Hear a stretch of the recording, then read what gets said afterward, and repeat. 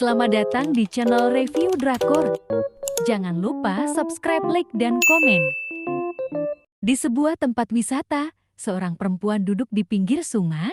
Ia sedang bersedih karena pacarnya berselingkuh dengan sahabatnya. Lalu dia melihat anak kecil yang jatuh ke danau dan menolongnya.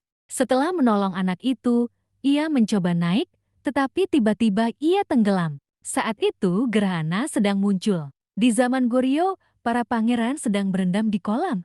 Tiba-tiba Hajin muncul dari kolam dan membuat para pangeran terkejut. Hajin yang kebingungan mendengar seseorang memanggilnya dari balik batu. Ia pun menemui orang itu dan kabur dari sana. Hajin yang kebingungan bertanya, "Apa kau mengenalku?" Dia merasa kalau ia tadi tenggelam di danau. Ia pun bertanya, "Tempat apa ini?" Charyung menjawab, kalau mereka ada di area pemandian. Hajin pun berpikir kalau ia sudah mati.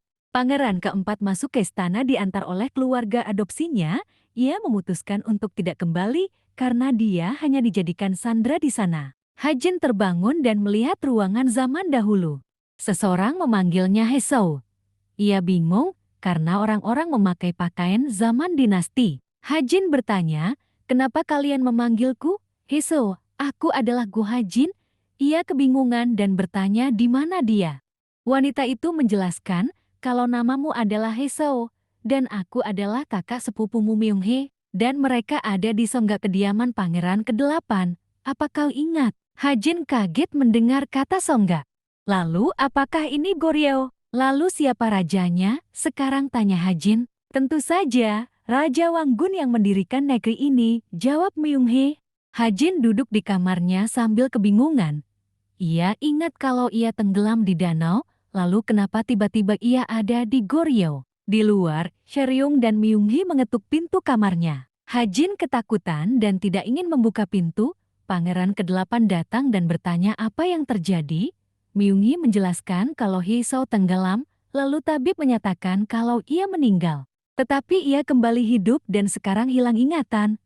Pangeran Wangwook menendang pintu kamar dan mengulurkan tangannya. "Kau jangan takut, aku yang membawamu ke sini, jadi aku kan membantumu. Percayalah padaku dan ikut aku keluar." Hajin pun tenang dan memegang tangan Wangwook. Di malam hari, pangeran keempat Wangsu berdiri di istana dengan topeng di wajahnya. Alasan dia memakai topeng adalah karena saat masih balita, ibunya mengancam akan membunuhnya karena raja akan menikah lagi. Tetapi raja menangkis pisau dan menenai wajah Wangsu. Charyung mengajak Hesou berkeliling untuk membuat ingatannya kembali. Mereka melihat Wangwook dan Myunghae sedang bersama, lalu membicarakan pasangan itu. Tiba-tiba seorang wanita datang dan menegur Hesou karena tidak sopan. Charyung pun langsung menunduk dan mengatakan kalau itu adalah Tuan Putri Yunhua.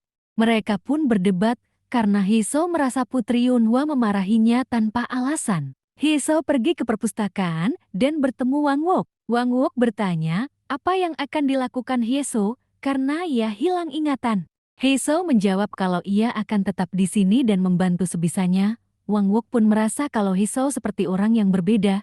Karena mereka tidak pernah sedekat ini, ia pun menyetujui dan meminta agar Hesou tidak membuat istrinya khawatir dan menyuruhnya untuk pergi. Hesou sedang bekerja lalu ia melihat Jimong.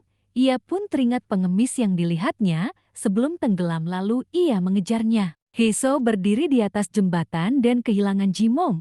Di ranah berlawan Wangsu sedang mengendarai kuda. Semua orang pun menyingkir karena ketakutan. Hesou hampir terjatuh dan Wangsu menyelamatkannya.